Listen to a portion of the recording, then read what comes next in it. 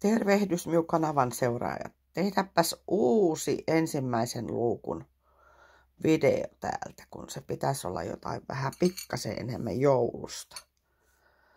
Tehdäpäs uusi ykkösluukku. Eli tää on Jaanan Taideaitan ykkösluukku joulukalenterissa. Laitetaan vähän joulusempaa tulemaan. Tässä on mitä minä olen eilen paistellut ja tänä aamuna vähän maalailin, eli siellä on possukorvikset tulolla. Sitten on tämmöistä vähän kakkusysteemiä, kuusen näköistä. Tähtiä on siinä pukkilautassa. Näistä tulee korviksia ja siinä on vähän valmiita jo. Viikko 2 sitten laitettuja.